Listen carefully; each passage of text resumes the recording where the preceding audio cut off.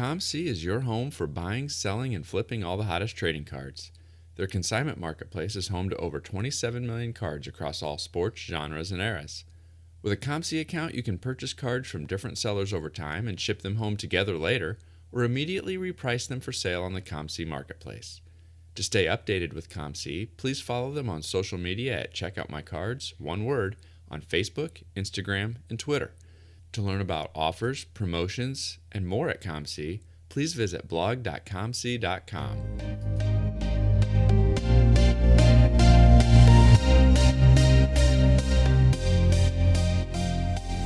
You're listening to the WaxPackHero Sports Card Minute, a podcast where we discuss both the hobby and business sides of collecting. I'm your host, Mike Sommer, and I want to help you buy, sell, and trade your way into a collection you'll love.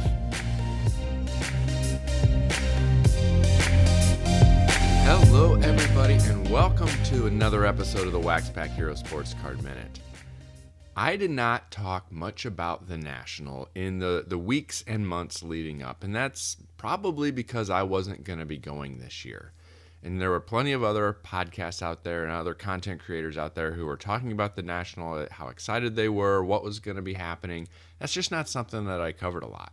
But because I didn't cover it beforehand doesn't mean that I'm not interested about how it went, what the vibe was like, and what all went down at the National. And so this episode, I wanted to bring on somebody who was at the National pretty much the entire week and can talk about what the vibe was like, what was going on there, what he found, and just give us that perspective firsthand of what the National was like this year. And so I invited John Newman on. John is one of my friends. John is a content creator who does the Sports Card Nation podcast, Hobby Quick Hits. He's part of the Hobby Hotline crew, and he's got his finger on the pulse of what's going on in the hobby, lots of connections. And so I wanted to bring John on today to talk about what the National was like from his perspective. But before we do that, I'm going to tell you about Underdog Collectibles, the online shop run by collectors for collectors that breaks new product almost 7 days a week across YouTube, Facebook, and Loop. You can also visit them at their brick and mortar shop in Knoxville, Tennessee to see their full selection of wax, singles, and supplies.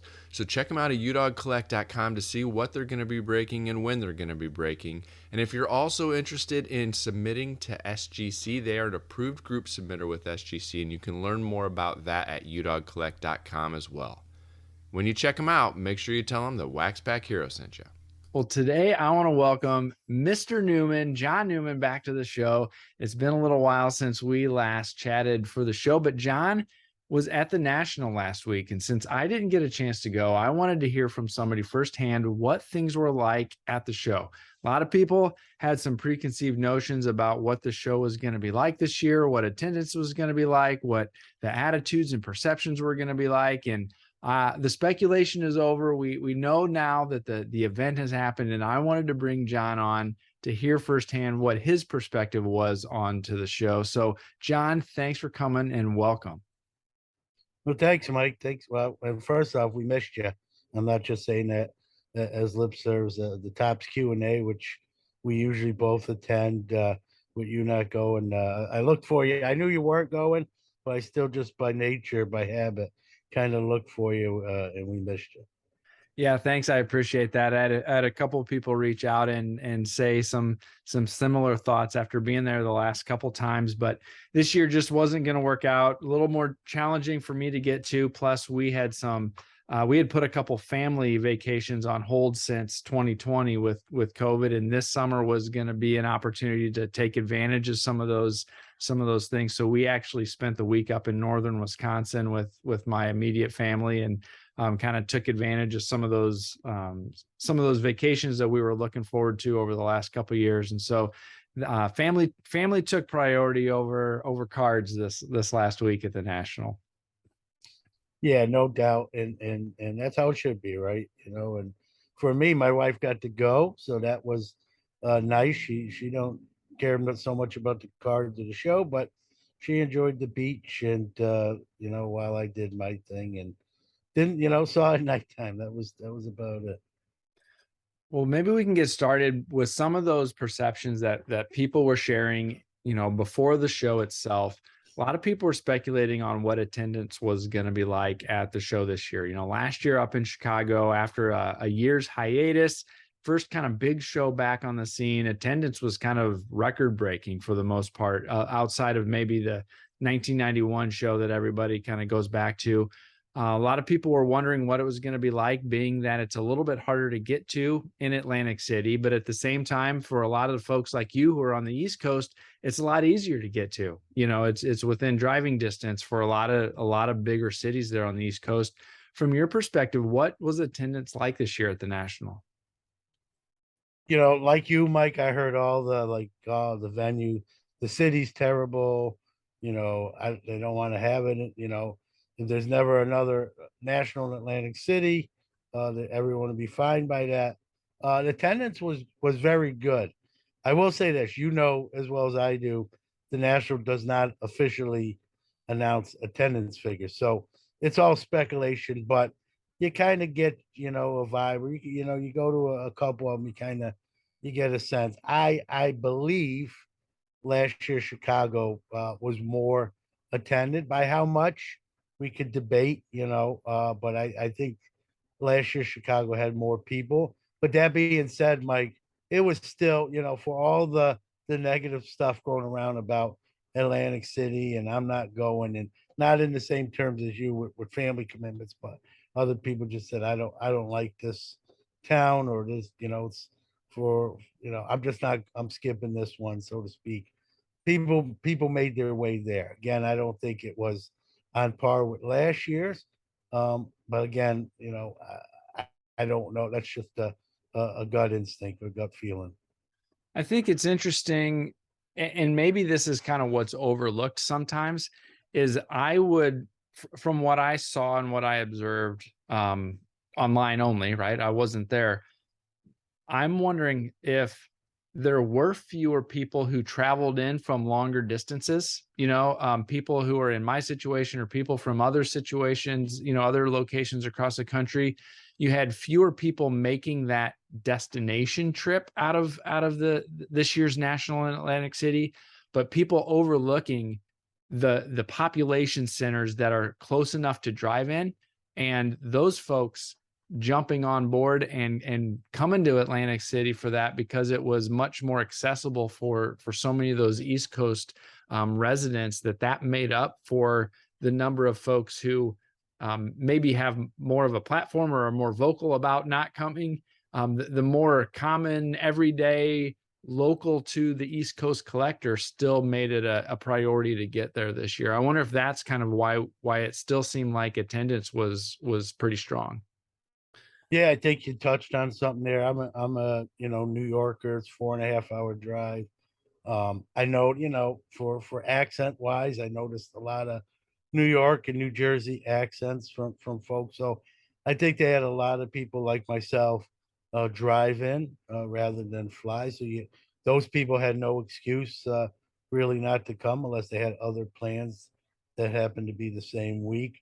I did, uh, I think a lot of people probably from the West, and I don't want to say a lot, but probably a good size amount of people from the West Coast just said, you know what, I'll skip a year, and we'll head to Chicago last year. We can't forget to talk about macroeconomics, what's going on in the real world. To fly right now, prices are not cheap. They're really at an all-time high. So for those flying in, you had to get out the credit card, and really they sock it to you. So I think a lot of people weighed those financial things and said, you know what, maybe in a year stuff will be better economically in the U.S. and the world, and it'll be more affordable to make the Chicago trip. I don't want to speak for everybody, but I'm sure that does cover some of the folks that didn't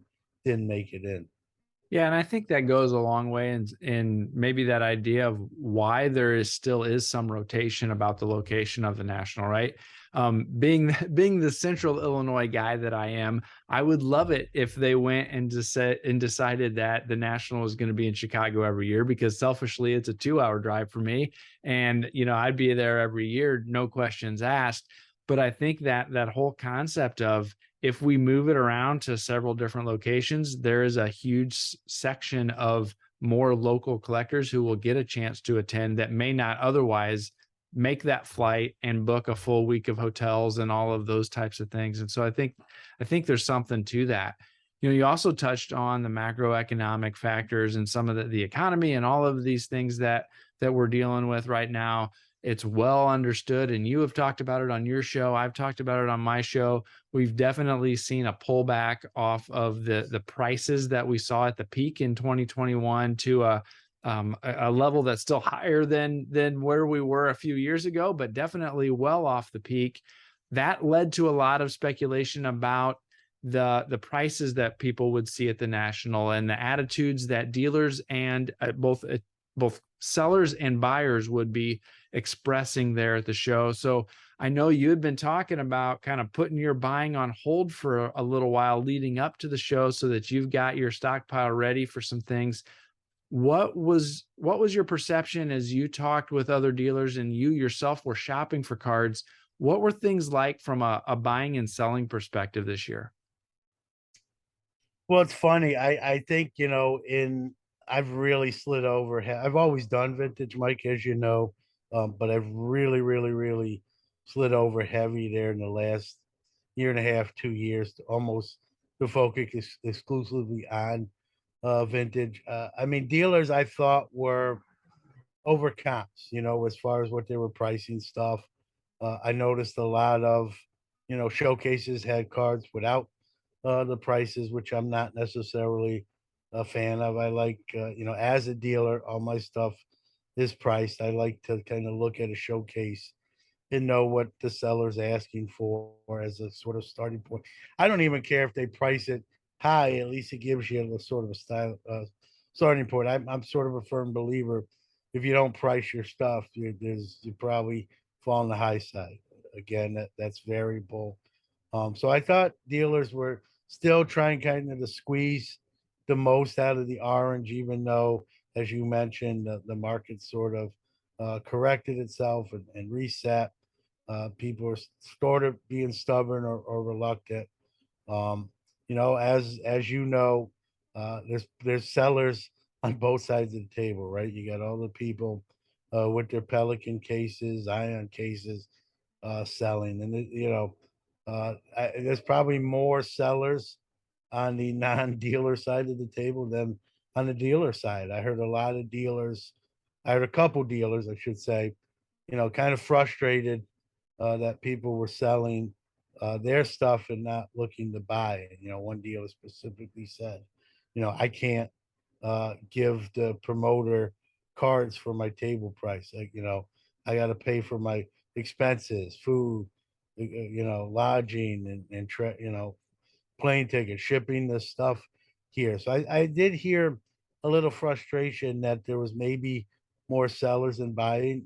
I did talk to a lot of the dealers that I've gotten to know, whether they've been on the show or just going to the national and other shows. And it really depended who I talked to, Mike. One dealer said it was one of their best shows they ever did, and another said they were pretty disappointed with their week as far as sales go. So you had both sides of the spectrum. It really, I guess, depends on who you spoke to. But a lot of as we've come to know now, a lot of people selling their inventory, in their cases, and maybe not as much buying as some of the dealers would hope for.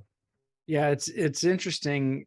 It's so much of that comes down to perspective and the short or long-term vision that folks have, right? Is because I saw a few of those similar comments and some of those similar perceptions. And so, yeah, that kind of echoes what I had heard before. One of the other dealers here from Illinois that I know that went out there, whenever I saw him make a post on social media, it was about the things that he was picking up from people coming to the table, and he was excited about it.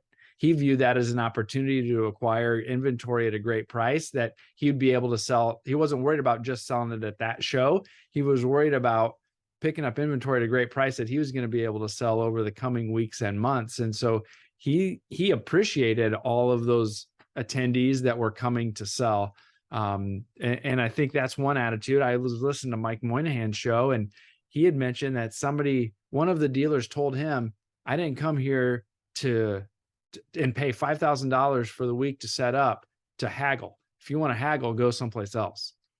And I couldn't believe that there was a dealer who was that brazen with that type of attitude of somebody who had money and was looking to buy, and they weren't even willing to have a conversation about coming off of their prices. And so, I don't know that that's brand new. I think we see that a lot at the National, but I was just kind of curious on if there was an overall vibe as a buying or selling, or just I'm sticking to my prices and I want to get what I can get. Yeah, you make a great point. I think there are dealers that really this show is a buying opportunity, or even trading to trade up and acquire inventory for the next show, or their stores, right?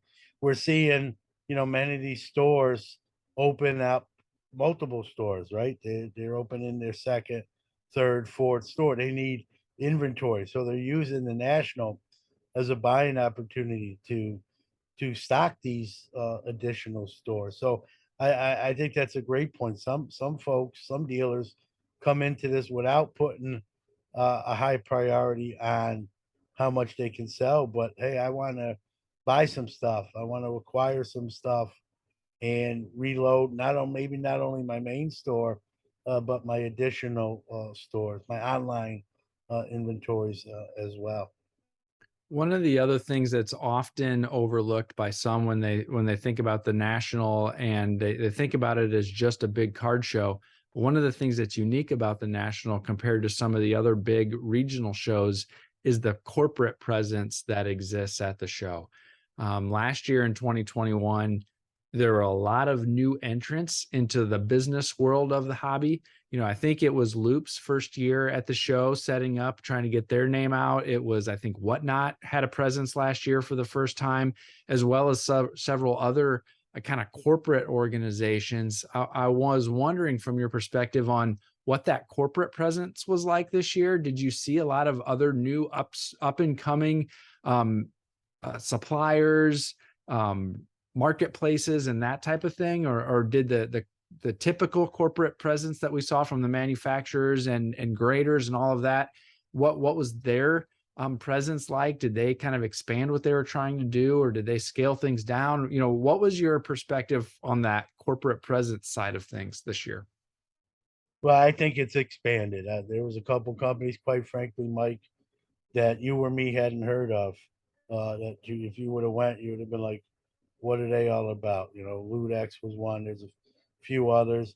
There was a couple new grading companies that I've never heard of that had, maybe not a big booth, but a table, a kiosk, if you will. Don't get me going on HGA. My thoughts on them are very well known, but they were there. I was actually surprised to see them. A company you mentioned, Whatnot, talk about last year, kind of jumping into the fray. They literally had like 4 kiosks, and they had a horse race game.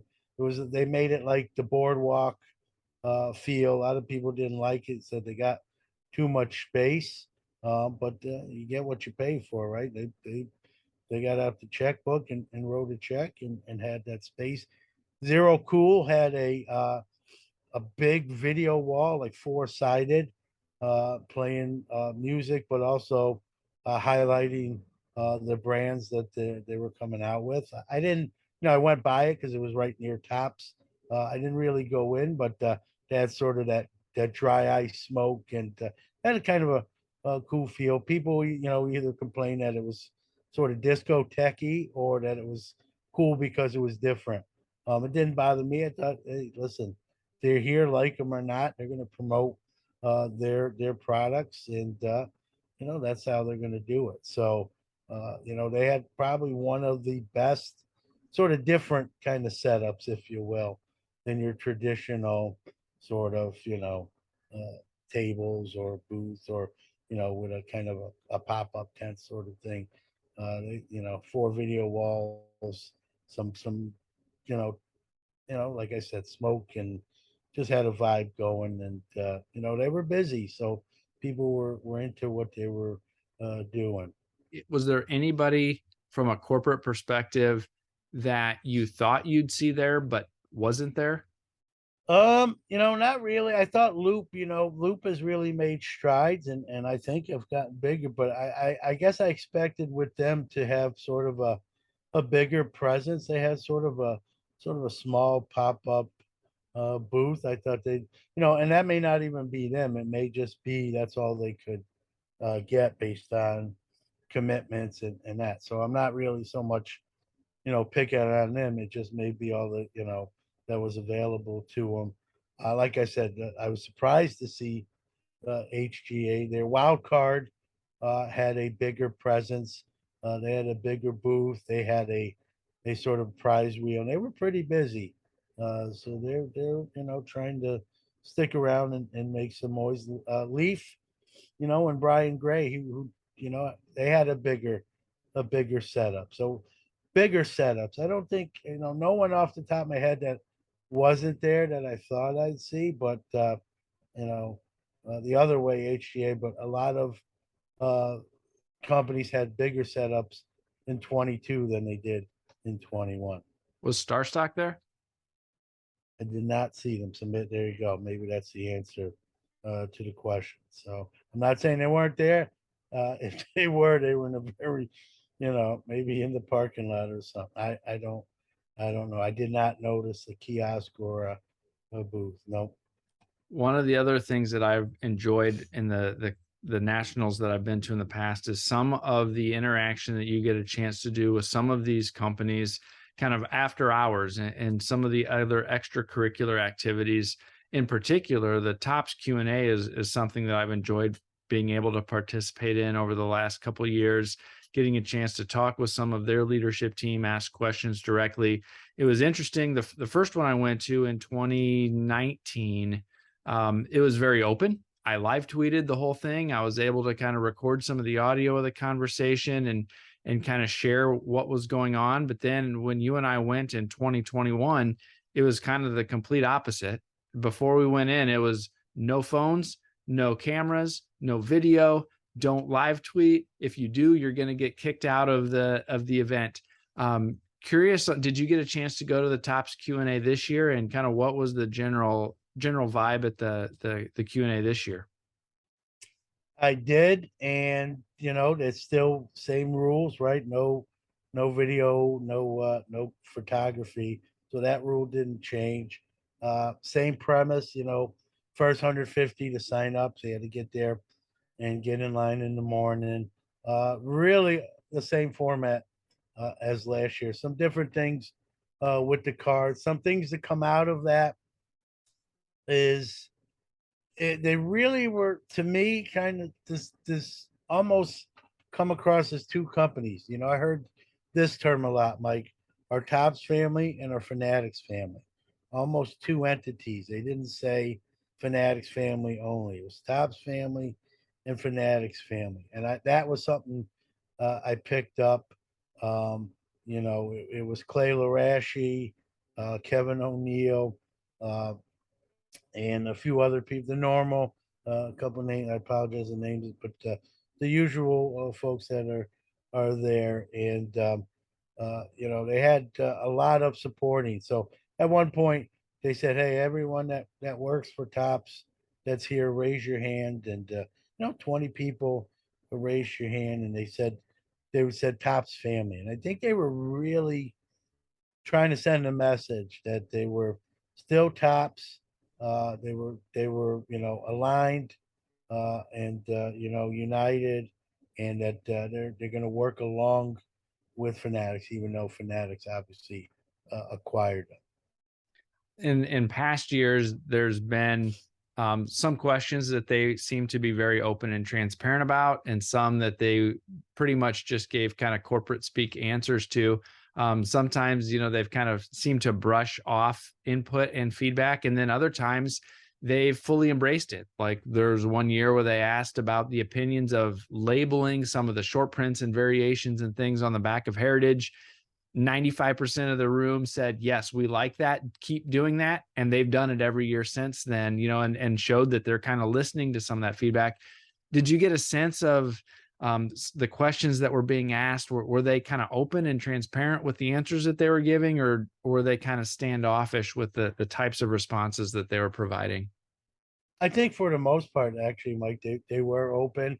One thing that it always comes up every year, right? Redemptions, and that was the one thing they sort of mentioned fanatics as tops folks. They're like the fanatics transition has sort of eliminating redemptions in mind. They want to have very few redemptions. If things were in a perfect world, they won't have any. They spoke to some brands you're going to see come back: Topps Chrome, basketball, football. So they were pretty open. And like you said, sometimes they sort of you know talked in innuendos, if you will. You could read between the lines, but they didn't come right out necessarily and say something. So I thought for the most part they were fairly transparent. It was a funny moment where they were talking about, someone mentioned about they've got some John Cena redemptions from 2015, and he has signed since then, but they still don't have their redemptions. And the top gentleman says that really shouldn't occur. He was honest, kind of fell on the sword, and they would speak to him afterwards and try to get that cleaned up and resolved. And in the doing so, he volunteered this. No one asked him. He was one, which I thought was it was one of the laugh out loud moments for me, as he mentioned, dealing with athletes. He says the hardest athletes he's ever had to deal with, and hopes he never basically has to deal with them again, is Conor McGregor. And said, I hope he's not nearby. I could be in trouble for saying that. And got a pretty good laugh from the room, but basically said that it wasn't worth for as great of an athlete and as meter moving as he is. It just was pulling your hair out to deal with him. And he's glad that most athletes are not like that. So. So, John, did you get a chance to go to any of the other kind of extracurricular events that were going on over the course of the week? Yeah, I went as Val Mars's date to the PSA registry, if you want to call it party or get together. Gotta say, very well done. Like Tops, as you know, they feed you. As you remember with Tops, they feed you, but they kind of rush you and say, "Okay, we're gonna get started." It's like 5-10 minutes, so you literally got to kind of either house your food or bring it to your chair and sort of balance it on your lap. The PSA did it to me the right way. They open, you go through, sign in, make sure you're allowed to be there. And then they give you a couple drink tickets. And for 45 minutes, they let you eat whatever you want, get your drinks, talk to your friends, mingle, move from table to table. To me, that's the way to do it. And so for 45 minutes, they let you sort of eat, mingle, do whatever you want to do. And then they got the slideshow presentation started, and moved very quickly through that. They went through, gave out some awards. Logan Ward won one, even got to make a speech about what PSA means to him. And it was just really well done. And then they gave it probably, so it was like 45 minutes of open, whatever you want to do. Then the presentation, which was about 30-40 minutes. And then it was another like 40 minutes of, again, you could go back and get more food, talk to your friends. They had a swag bag. Then they even, once it was over and people left, if you wanted some more like stands to put your cards in, they take some more. Chris Carlin, who's now there, came to everybody's table, but came to our table, sat down with us and said, hey guys, what can we do better? Where do we need improvement? And wasn't lip service. Chris, Yep. like I know Chris. He was a Upper Deck's going to miss him. I told him as much, and it's going to be collector's gain. And he's going to try to fix as much as I gave him. It's funny, I had a couple of things right off the bat, and one he liked in particular pertaining to, hey, if I have a set, whatever sizes it is, whether it's the 30 card set or a 792 card set, and I want to get it graded by PSA to get on the registry, that price should be lower, right? Even at $18 a card, which it is now for Collectors Club members, that's still a pricey, especially on your larger set, right? Yep. And he agreed. I said, listen, the number that sticks in my head is like $8. I mean, if you have a 792 card set, that's going to be, almost $6,400, $6,200. Still not cheap, but at least you can get your whole set graded. At $18, it's even more so. And he liked that. I know he wrote that down. I joked with him that if he does it, you got to call that the Newman rule. We got to chuckle out of that. But he cares, and I know he's going to go back and try to do the best that he can. So I thought it was very well done. They got some new stuff coming technology wise. They're actually going to be redoing their whole IT. They said it will start next week, meaning this week. That it will be a year-long process. So not to look for real visual results for about a year, but it's actually undergoing now. And I think having Chris there will help them, and we'll see. I think the grading space is going to get real interesting here in the next few years.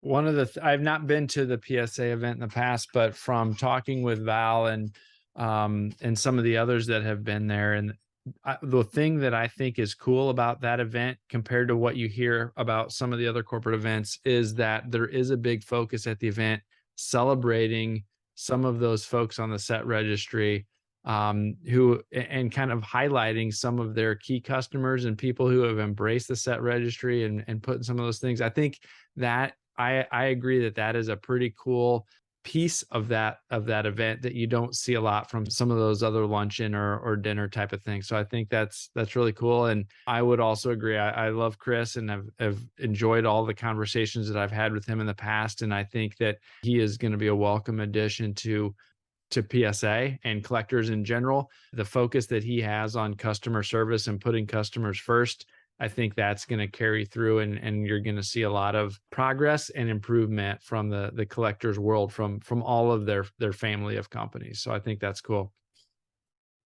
Yeah, it's funny because you're right. They seem to celebrate more of their members than talk about themselves. That definitely came across. It was more, here's our Hall of Fame winners, our silver level, and it was like really only 10 minutes of here's what you're going to see in the next year that we're implementing. It was really to lift up the people that make them who they are, and so yeah, I think they did a good job overall with that. Did you get a chance to go to any of the other events? I did. I went to the collectible, what they call their cocktails and cards uh, get together. That's more of it was on the top of the Hard Rock Cafe at the Dare nightclub, DAER. That wasn't like those other events like PSA and Tops. That was, hey, open bars, some food, and just have some fun and talk to everybody. I got to meet my basketball idol growing up in Brooklyn. It was Chris Mullen. Had no idea he was going to be there, or anyone for that matter was going to be there. Matter of fact, I was talking to a couple people. I looked to my right and said, "Oh, that guy looks a little like Chris Mullen," and went back to talking. And something made me turn back again. And when I looked again, I said, "Holy bleep!" That is Chris Mullen. And for me, you know, as a kid, like I said, growing up in New York City, St. John's, and you know, I got to meet him and talk. And it's funny, and talking to him, Mike, you know, first thing I said when I shook his hand, like, I know everyone comes up to you and says they're your favorite player and your basketball idol. And, you know, when I say it right now, it's actually 100% legit. I had my Jackie Robinson shirt on, and he, you know, being from Brooklyn, he said, I love your shirt. And I said, well, by the way, Chris, I'm from Canarsie, Brooklyn, which you are as well. Being a fan, I know that. And we literally talked about Canarsie, Brooklyn for about 10 minutes. And I think he appreciated that. Probably when he meets people, all he do is talk about, oh, I love when you made that shot in the Olympics, or, you know, and we actually just got to talk about our hometown. So that was pretty surreal for me. Later on, I got to meet Lawrence Taylor. That's a whole show in itself. So I won't go into great conversation, funny guy. He was feeling pretty good. I'll just say that you know, I just joked with him that I'm from New York City, but I'm a Steeler fan. And he said, how the heck does that happen? And I explained to him the whole Mean Joe Green thing. He's all right. I'll give you a pass. I like Mean Joe. And, you know, he's at one point he goes, yeah, the first time I played the Steelers, John, I sacked Terry Bradshaw 4 times. And I was very quick to respond. That's funny, LT. That's the amount of Super Bowl rings Terry Bradshaw has. And he goes, man, you came back like you were waiting for that. And I'm like, I just, you know, I'm busting your chops, and gave me knuckles, and said, man, you were quick with that. Good job. And good conversation. You know, fun guy, at least that night. And so it was more of a, you know, collectible, didn't go over any kind of plans or what to expect in the next year at that function, but just a fun by invitation only kind of party. And had no idea that's the direction it was going to go uh, for me, and pleasantly surprised with who I got to, you know, interact with. So no Panini NFT party for you? No, that was out of the budget, and so I guess you either got an invite, or you know, you backed up the Brinks truck and bought your way in. So, and you know my feelings on NFTs. I'm sure it was more than that. I just, but no, I can't comment on that as I didn't attend. Well, you had been like I touched on this earlier, and you had mentioned it several times in the shows leading up to the national, but you had been kind of on budget lockdown, saving up your reserves to take to the show.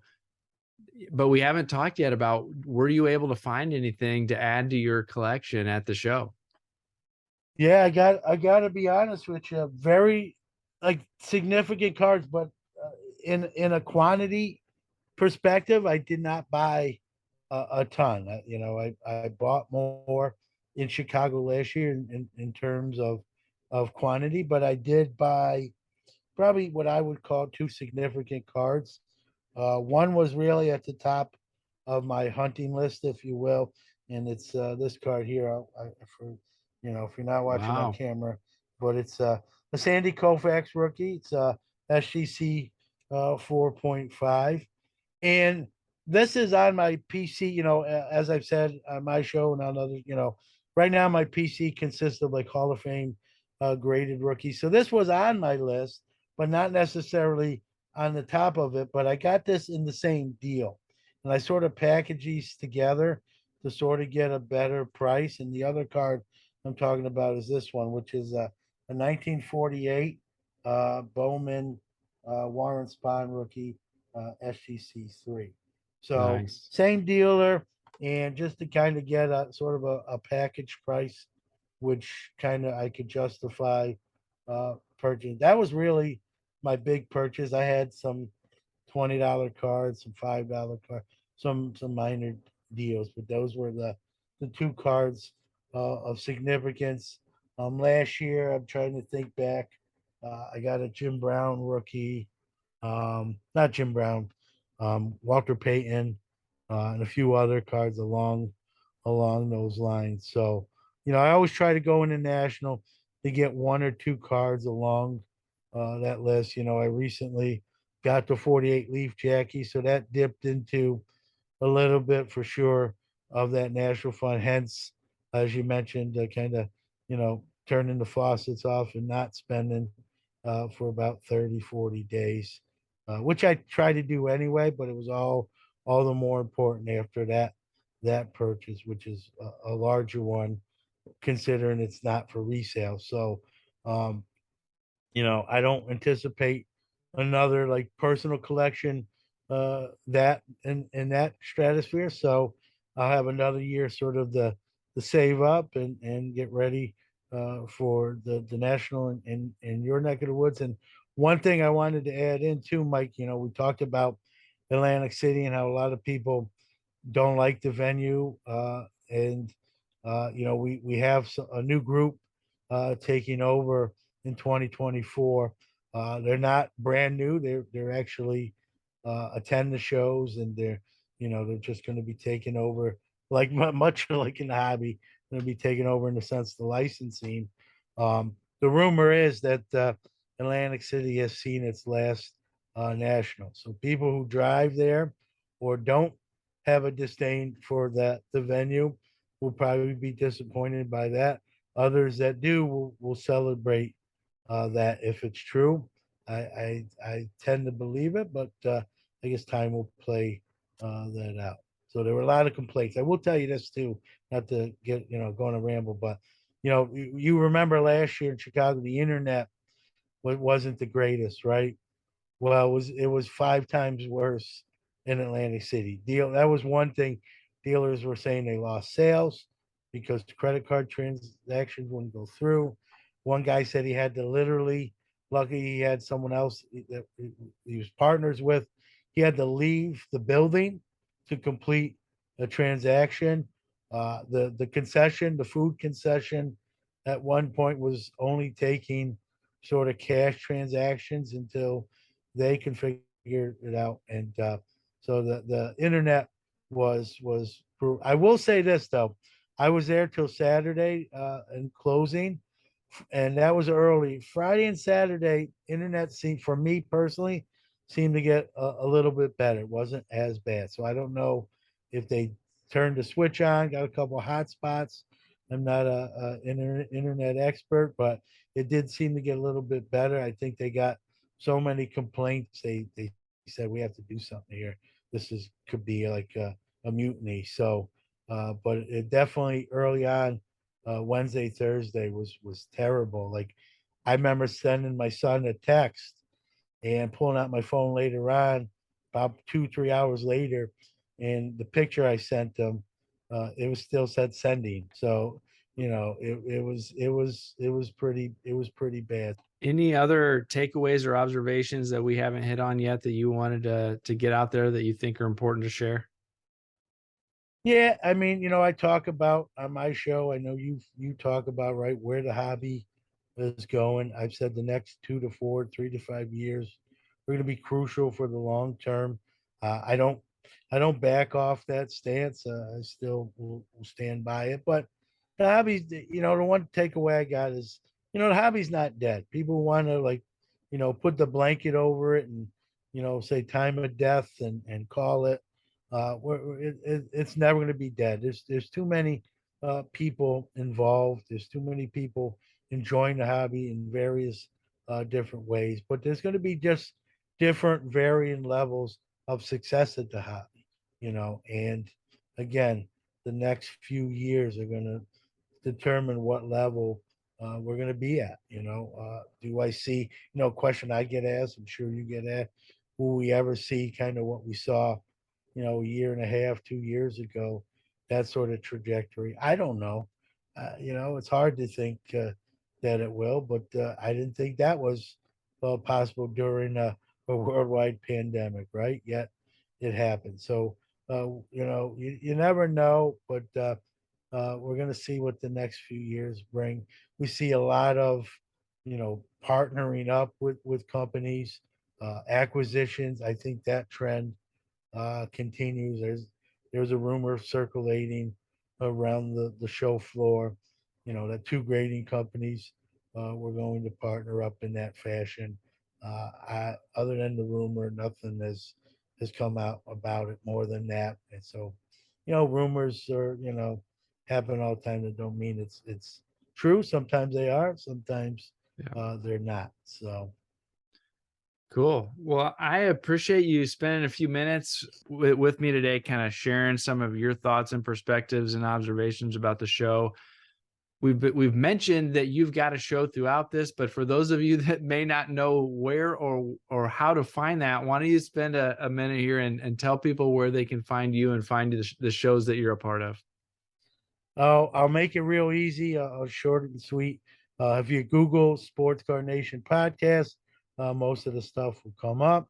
Website www.sportscardnationpodcast.com. We do a kind of conglomerate hobby podcast on Saturday mornings and Tuesday evenings called Hobby Hotline that you were part of, and glad that you were. And that's really it. Pretty short and sweet. So, Sports Card Nation podcast, and most of that stuff will come up. Well, thanks again, John. But thank you for having me, Mike. It was fun kind of recapping. We missed you, so I enjoyed at least recapping it with you. Like the athletes we admire, the Sports Card Shop is changing the game. We're not launching threes, bombing drives, or hitting dingers, but we have built a unique gathering spot for all collectors to trade cards, talk sports, play games, and watch their favorite athletes on the big screens. Yes, we've partnered with Panini, Upper Deck, Leaf, Topps, Fanatics, Pokemon, and others to bring you all the latest in sealed wax and singles. But the Sports Card Shop in New Buffalo, Michigan is much, much more. Our recent expansion brings collectible sneakers, Hot Wheels, and more sports and entertainment memorabilia into the mix. Our new Collector's Cave game room is the perfect place to throw a rip party, bring friends, rip packs, trade cards, play billiards, ping pong, shuffleboard, classic arcade, and Xbox games, all while watching your favorite sport on TV. Visit us at thesportscardshop.com. Follow us on social @_sportscardshop, or better yet, visit us in person to learn about special events, party packages, new products, and everything we're doing for you. The Sports Card Shop, connecting people, sports, and the hobby around the world. Well, it was clear there was a lot of activity going on at the National a couple weeks ago. And as you heard, John got to experience a lot of it. I want to thank him for coming on, giving that recap for all of us who weren't able to attend. I know I learned some things. It gave me some things to be paying attention to in the coming months, both about the hobby environment that we're in, as well as some of the rumors that were circulating. So I hope you appreciated getting to hear a little bit more about what happened at the National this last year. Reach out to me on Twitter at @TheMikeSummer. Send me an email at waxpackhero@gmail.com. Find me on TikTok and Instagram at WaxPackHero. I'd love to know what questions are on your mind and what you think about the show. I'd love to get that feedback from you. That is all I have for you today, so I'll catch you next time.